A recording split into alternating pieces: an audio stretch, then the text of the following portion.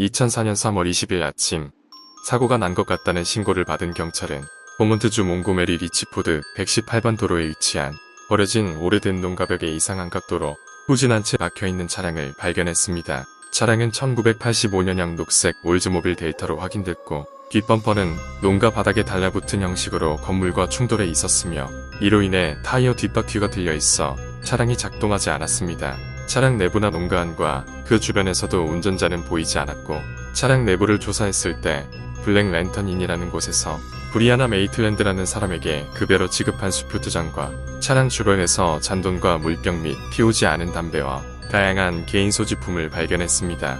경찰은 차량 운전자로 보이는 브리아나와 연락을 시도하기 위해 사고 지역 인근에 위치한 블랙 랜턴인으로 갔지만 문이 닫혀 있어 확인이 어려웠으며 차량의 문이 잠겨 있지 않고 차키가 없던 것으로 보아 경찰은 차량 소유주가 술에 취한 상태에서 사고를 내고 차를 두고 갔을 것이라고 추정하며 술이 깨면 차를 찾으러 올 것이라는 판단을 하고 차량을 지역 차고로 견인해 갔습니다. 사고 차량의 운전자로 보이는 브리아나 메이틀랜드는 버몬트주 벌링턴에서 1986년 10월 8일에 태어났으며 아버지 브루스, 어머니 켈리 그리고 오빠와 함께 캐나다 국경 근처의 버몬트주 이스트 프랭클린에 위치한 부모님이 운영하는 농장에서 시골의 소박한 아름다움 속에 살면서 미시스코이 밸리 유니언 고등학교를 다니던 17세 소녀입니다. 브리아나는 버몬트의 하늘만큼 큰 꿈을 가진 활기차고 의욕적인 성향으로 2003년 10월 17번째 생일에 브리아나는 부모님의 농장이 있는 작은 시골 마을을 떠나 대도시로 나가 좀 더 자율적인 삶과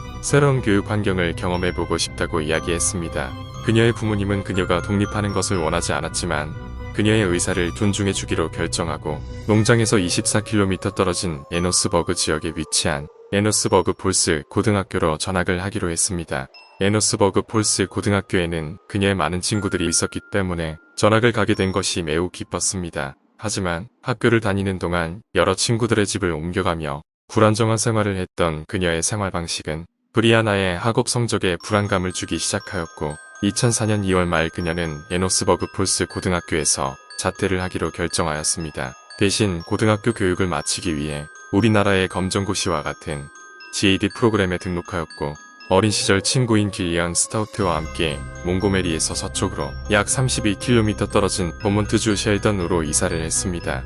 이 결정은 더 밝은 내일을 향한 길을 닫겠다는 그녀의 의지를 보여주었고 안전한 미래를 추구하기 위해 브리아나는 GED 프로그램을 통해 교육 기회를 찾았던 것입니다.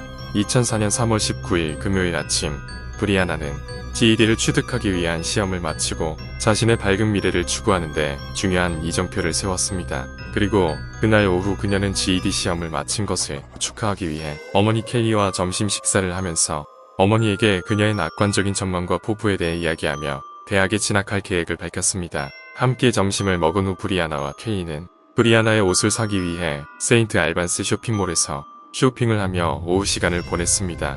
쇼핑을 하고 계산대에서 기다리는 동안 쇼핑몰 밖에 있는 무언가 또는 누군가가 브리아나의 관심을 끌었습니다. 호기심이 발동한 그녀는 어머니에게 곧 돌아오겠다고 말하며 쇼핑몰 밖으로 나갔고 켈리는 계산을 마치고 주차장에서 브리아나를 기다렸습니다. 잠시 후 주차장으로 돌아온 그녀의 행동은 긴장하고 초조해하며 불안한 모습을 보이는 등 눈에 띄는 변화가 있다는 것을 어머니 켈리는 알아차렸습니다. 그리고 무슨 일이냐는 켈리의 물음에 브리아나는 자세한 사항은 밝히지 않고 집에 가서 아르바이트를 하는 레스토랑인 블랙 랜턴인에서 교대 근무를 준비해야 한다며 서둘러 가자고 재촉했습니다.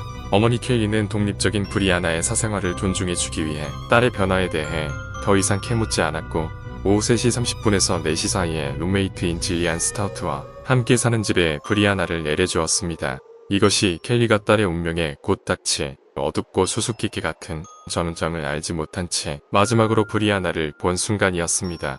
집에 도착한 브리아나는 룸메이트 친구인 질리안에게 교대 근무를 마친 뒤 저녁 늦게 돌아올 것이라는 메모를 남겨두고 브리아나는 어머니 이름으로 등록된 1985년식 올즈모빌 세단을 타고 블랙 랜턴인으로 출근하였습니다.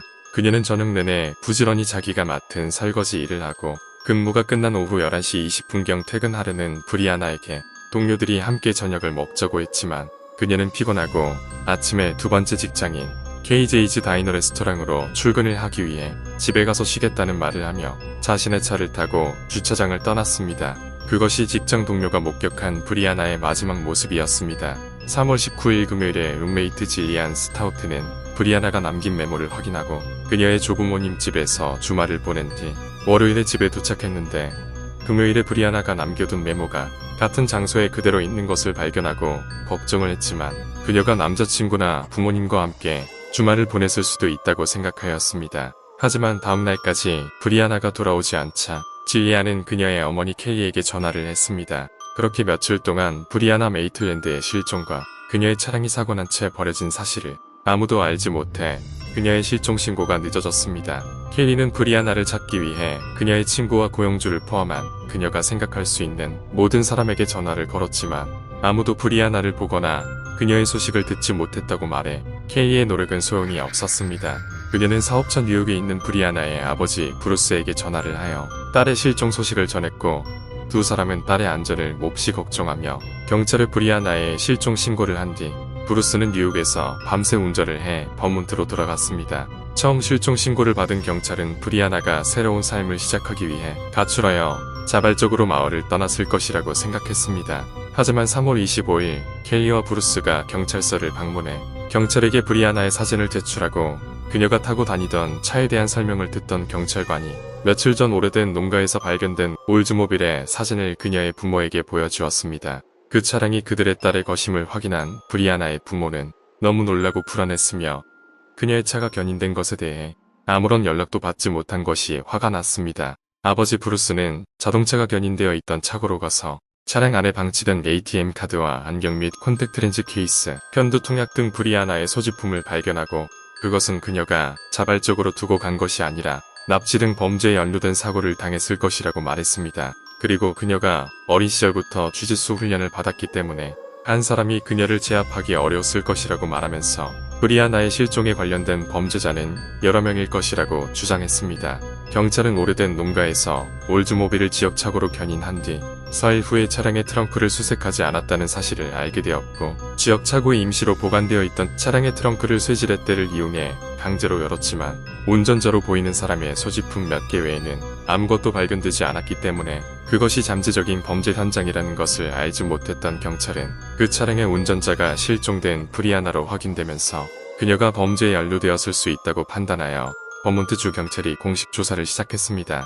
경찰과 자원봉사자를 포함한 500명 이상의 사람들과 수색견 그리고 헬리콥터를 투입하여 처음 차량이 발견된 오래된 농가와 그 주변 지역을 철저하게 수색하여 수사의 단서가 돼 물건들을 수집하였습니다. 하지만 이 물건들이 언제부터 그곳에 있었는지 그것들이 브리아나의 실종과 관련이 있는지 확실하지 않았지만 경찰은 법의학 검사를 의뢰하였고 그 물건에서 나온 DNA를 FBI의 DNA 데이터베이스인 코디즈에 입력하여 경찰이 생각한 잠재적인 용의자 11명과 직접 비교했지만 일치하는 항목이 없었고 이 초기 수색에서 안타깝게도 다른 중요한 증거나 단서는 발견되지 않았습니다. 경찰은 브리아나가 실종된 날에 대한 정보를 수집하기 위해 그녀의 친구 지인 등 다양한 사람들을 인터뷰했습니다. 인터뷰를 통해 그들은 그녀의 관계, 사생활, 그리고 그녀가 그들에게 털어놓았을 수도 있는 잠재적인 갈등이나 우려에 대한 정보를 수집했습니다. 목격자들의 증언은 다양했으며 그녀의 직장 동료는 브리아나가 실종된 날 저녁 블랙 랜턴인에서 브리아나를 목격했다고 말을 했으며 일부 사람들은 그날 밤 다른 장소에서 그녀를 봤다고 주장했습니다. 여러 목격자 증언은 수사에 도움이 될 수 있는 숨겨진 세부 정보, 잠재적 동기 또는 단서를 제공했습니다. 3월 19일 밤 11시 30분에서 새벽 12시 30분 사이에 오래된 농가를 지나간 한 남성은 사고가 난 브리아나의 차량 헤드라이트가 켜져 있는 것을 보았지만 차량 내부나 주변에서 아무도 관찰하지 못했다고 말했습니다. 3월 20일 토요일 자정에서 12시 30분 사이에 그 지역을 지나간 또 다른 목격자는 그녀의 자동차, 방향 지시 등이 깜빡이는 것을 봤다고 기억했습니다. 또한 3월 20일 토요일 새벽 4시경에 캐나다 국경을 넘어 파티를 즐기던 브리아나의 전 남자친구가 사고 현장을 지나면서 브리아나의 차량을 알아보고 차량 내부다 근처를 둘러봤지만 아무도 보이지 않았다고 했고 다음날 아침 몇몇 운전자들이 특이하게 사고가 나 있는 차량을 보고 사진을 찍기 위해 멈춰섰고 사진을 찍던 한 사람이 차 옆바닥에 떨어진 잔돈과 물병 그리고 팔찌와 목걸이를 발견하고 경찰에 신고했다고 말했습니다. 그리고 일부 증언에서는 브리아나가 실종되기 약 3주 전에 있었던 말다툼과 관련이 있다는 추측도 있었습니다. 파티가 있던 금요일 밤 그녀는 삼각관계로 얽힌 친구 켈리 라크로스와 말다툼을 벌였는데 파티에 참석한 브리아나의 친구 중 한 명은 브리아나는 켈리와 싸우기를 거부했는데 켈리가 결국 트럭에 앉아있는 브리아나의 얼굴을 주먹으로 여러 번 가격하여 그녀의 코가 부러지고 뇌진탕이 발생해 병원에 가야만 했고 브리아나가 켈리 라크로스를 형사 고소했다는 걸 알아냈습니다. 경찰이 켈리 라크로스가 다니는 학교로 방문해 그녀와 친구들을 만났는데 라크로스는 브리아나가 자신을 고소한 내용과 그녀가 실종됐다는 사실을 몰랐다고 말했으며 자신은 그녀의 실종에 관여하지 않았다고 밝혔습니다.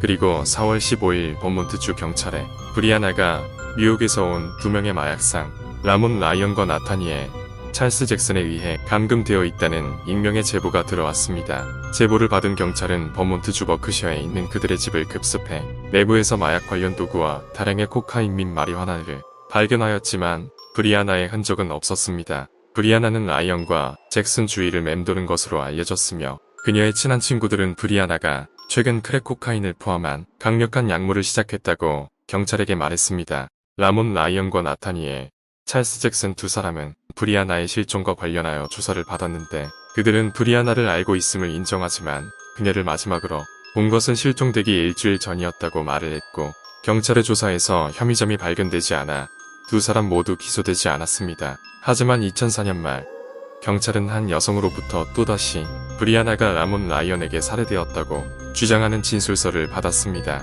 이 여성의 진술서 내용이 지역 언론에 유출되었는데 여성은 라이언이 브리아나가 실종된 지 약 일주일 만에 그녀를 살해하고 테이블톱으로 시신을 훼손한 다음 돼지 농장에 시신을 유기했다고 주장했습니다. 보도에 따르면 브리아나는 크랙을 구입하기 위해 그에게 돈을 주었지만 라이언이 돈만 받고 그녀에게 크랙을 공급하지 않자 브리아나가 돈 문제로 그와 만났다고 주장했고 라이언은 그녀를 납치하고 살해했으며 그녀의 시신을 일주일 넘게 냉동실에 보관한 뒤 유기했다고 합니다. 하지만 경찰의 조사에서 그녀의 이러한 주장을 뒷받침하는 증거를 찾을 수 없었습니다. 그 후로도 몇 달 동안 북부 버몬트에서 여러 차례 수색이 이루어졌으며 초기 노력과 증거 수집, 목격자 증언에도 불구하고 브리아나의 실종에 대한 조사는 어려운 지점에 도달했습니다. 실질적인 단서는 부족해졌고 그녀의 실종을 둘러싼 상황은 여전히 미스터리에 쌓여 있었습니다. 그러나 브리아나의 가족은 실종된 딸의 소식을 전하고 그녀를 찾기 위해 지칠 줄 몰랐습니다. 2004년 브리아나의 가족은 그녀의 실종에 대한 인지도를 높이는 것을 목표로 하는 웹사이트 브링리리엄.org를 설립하고 브리아나의 행방에 대한 제보에 $10,000, 가해자의 체포 및 유죄 판결에 대한 제보에 추가 $10,000로 최대 $20,000의 현상금을 제공하기로 했습니다. 브링리리엄.org는 2009년까지 활성화되었지만 2017년 6월 언론 보도에 따르면 실종 사건 제보에 대한 현상금이 그해 7월 초에 만료될 예정이라고 했고 실종에 대한 단서를 지속적으로 제보해주기를 강조하였습니다. 2006년 뉴저지주 애틀랜틱 시티의 카지노 포커 테이블에서 브리아나를 닮은 여성을 목격했다는 제보를 받은 경찰이 현장을 방문했지만 그 여성을 찾거나 신원을 확인할 수 없었고 브리아나를 닮은 것으로 추정되는 여성이 찍힌 카지노 CCTV 영상을 본 그녀의 부모님은 영상의 화질이 좋지 않아 영상 속의 여성이 브리아나인지 아닌지 구별하기에 어려웠지만 브리아나의 어머니 켈리는 결국 그 영상 속의 여성이 그녀의 딸이 아니라는 결론을 내렸습니다.